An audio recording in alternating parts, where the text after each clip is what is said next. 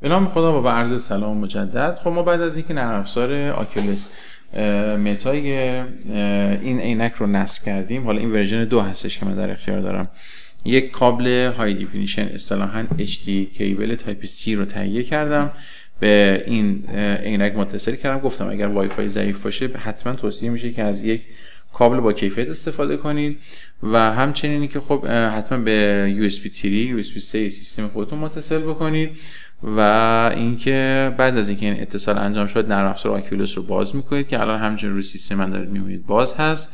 و خب الان من باید عینک رو روی سر خودم بگذارم، از طریق جویستیک وارد قسمت کویس لینک میشم و نرم افزار ران بکنم.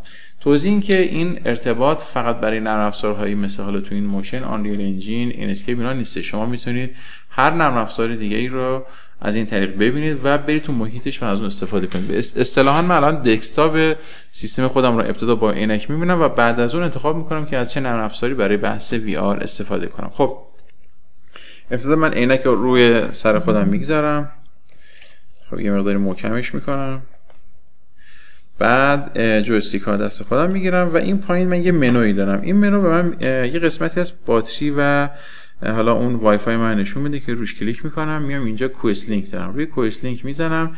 چون کابل من وصله ریفت سیستم من اصطلاحاً فعال میشه و روی لانچ میزنم. محیط من خود توی دسکتاپی که الان دارم توی عینک میبینم یکم متفاوت خواهد شد و الان این پایین یک سری منو میبینم که خب به من داره نرم افزارها، سیتینگ، آلارم، سوشال و اکسپلور چیزهای دیگر رو نشون میده که گزینه اول خروج از کویس لینک هستش. من اینجا رو دسکتاپ کلیک میکنم، چون دو تا مانیتور دارم میگه که انتخاب کن کدوم مانیتور رو میخوای بیاری برات، که من الان این مانیتور رو توی صفحه خودم دارم. خب اگر دقت بکنید من این حرکتی که دارم با جویستیک سمت راست انجام میدم از طریق این جویستیک هستش، نه از طریق موس من. خب من اینجا میام و روی استارت کلیک میکنم تا این اینسکیپ استارت بشه که من بتونم حالا اون محیط VR رو در حالت اینسکیپ داشته باشم. من خب اینجا ثبت میکنم تا کامل محیط ران بشه و اجرا بشه. خب یه اروری به من میده. خب این ارور رو من با هم دیگه باید چک بکنیم. میگه که این نرم افزاری که داره اجرا میشه unknown هستش. خب من میام توی نرم افزار خود آکیولس، اینجا یه قسمتی داریم در قسمت سیتینگ، قسمت جنرال، این نوشته آن سورسز. من روی آن سورسز کلیک میکنم، اجازه بهش میدم که نرم افزارهایی که نمیشناسه مثل رویت رو مجوز بهش بده من امکان VR کردنش داشته باشیم. چون داشت اینسکیپ ران میشد با رویت و نرم افزار اینسکیپ اشکال داشت. خب این ارور الان از روی عینک من برداشته شد. من یه همچین اروری روی عینک خودم داشتم. خب این رو مینیمایز میکنم میاد پایین و اینجا الان میام روی علامت این آدمکی که حالت عینک داری میزنم. وقتی این حالت رو میزنم دیگه محیط من عوض میشه و میره رو حالت عینک VR. بذارید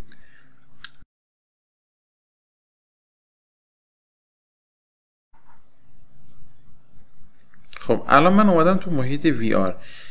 اگه دقت بکنید من این حرکت رو الان دارم اینجا انجام میدم. این چیزی که من دارم، جویستیکی که الان دستم دارم، لیزری که داره، پوینتی که داره، من رو هر نقطه یک کلیک بکنم سریع به اونجا اصطلاحاً تلپورت میکنه و حرکت میکنه. اینجا دیگه من باید واقعا بچرخم تو محیط، یعنی من باید این نواحی مختلف رو نگاه بکنم تا بتونم این تلپورت های مختلف رو تو کار خودم داشته باشم که خب من الان میبینید هر جا دارم تلپورت میکنم به سریع اونجا حرکت میکنه. اگه بخوام راه برم با جویستیک سمت چپ که الان اگر که حالا توی صفحه مانیتورم نشون بده، اینجا میتونم با چپ و راست رفتن و جلو عقب رفتن حرکت بکنم. اگر من بیام این کلیدی که اینجا هست، این حالا کلید اگه اشتباه نکنم X هستش، من روی X کلیک میکنم، حالت فلای مود یا حالت واک مود. حالت واک مود که خب راه میره، تو مسیر داره راه میره و دارم حرکت میکنم. حالا من از تلپورت استفاده نمیکنم با این یکی جویستیک. و اگر یک بار دیگه X رو بزنم حالت فلای مود میشه.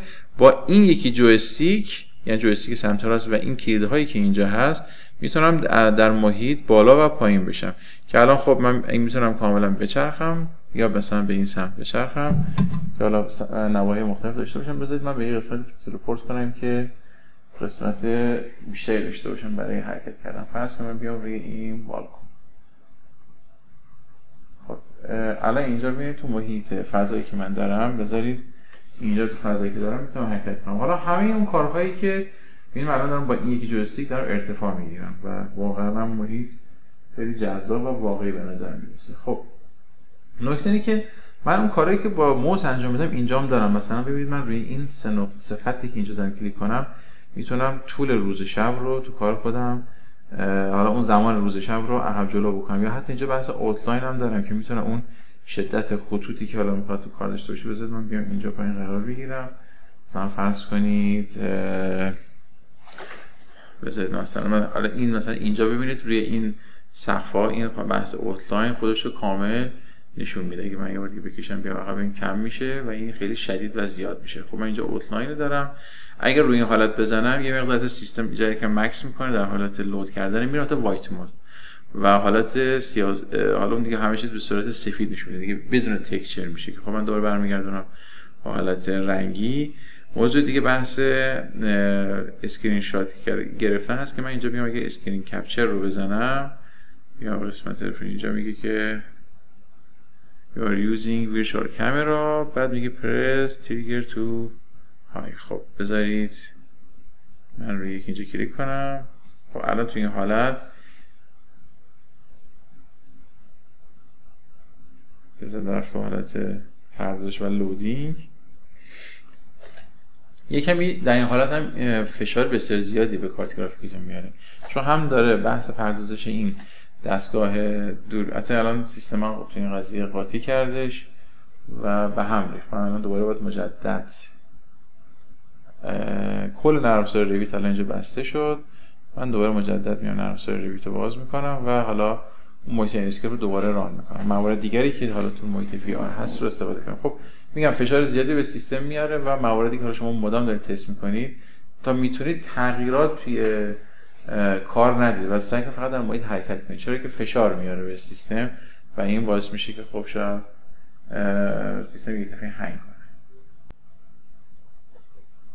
خب این کیبورد رو بذارید این برای کیبورد من از حرکت کیبورد ببند، این هم مینیمایزش کن. خب رویت برام باز شد. چیزی که باز کرده بودم این ویلا بود. این الان من نرم افزار رویت هم با این عینک دارم و دارم از طریق این عینک دارم نرم افزار رویت نگاه میکنم. تو یک محیط یه فضایی هستش که حالا خالی هست. خب اینجا یکم زوم بکنم ببینم اینجا این اسکیپ، این اسکیپ و اینم بیا اینجا ران کن، استارت کن. خب الان داره استارت میشه.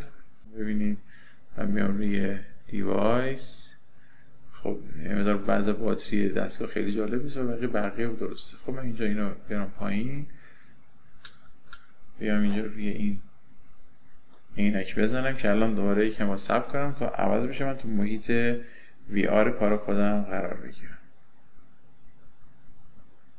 خب در حال لود شدن محیط وی آر و نرم افزار رفت الان تو محیط وی آر که من الان توی ارتفاع خیلی بالایی هستم. الان میام مثلا اینجا، الان اینجا حالت واک مود هستم فکر کنم، الان واک مود شدم. خب میام تو محیط حرکت میکنم. خب چیزای دیگه این که اینجا داریم بحث مینی مپ هست که میگه حالا من الان کجا هستم. من الان اینجا دارم نگاه میکنم که در این قسمت هستم. میرم الان مثلا اونجا در اون اتاق، ببینید من اینجا الان در مینی مپ هم همونجا داره عوض میشم. حرکتم که میکنم تو مینی مپ هم دارم کار خودم رو میبینم. بذارید بیام اینجا هم که حالت واک مود و فلای مود اینجا میتونید داشته باشید. دیگه نکته خاصی نیستش که حالا شما کار بکنید. حالا من اینجا چیزی رو برای لوکیشن فیوریت نداشته بودم که تصمیم زیر زدم پرید، من دیگه روی نمیزنم. یعنی که هم گفتم آپشن های وایت مود و آوتلاین و طول روز شبه که من الان اگر از این زاویه میکنم باز طول روز شب رو میتونم اینجا کار خودم داشته باشم.